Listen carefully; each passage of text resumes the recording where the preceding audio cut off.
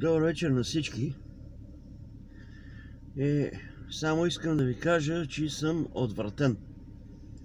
Абе хора, не усещате ли, че направят на луди, бе? Не усещате ли, че ДПС и ГЕРБ диктуват правилата и те другите са някакви марионетки и си променят сами законите и гледат да ощипат всичко останало, просто да го приберат. И то министър-председател, това бозаво чучело, сам си приема решенията, сам си управя дириджето, както се казва.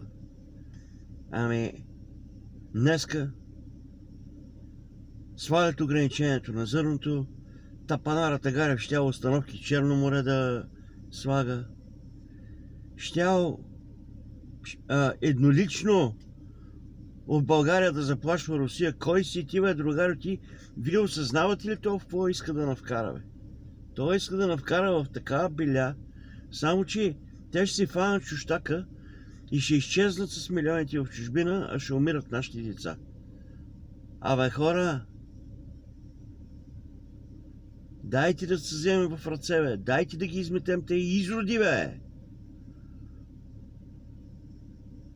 Просто нямам думи. Разбирате ли?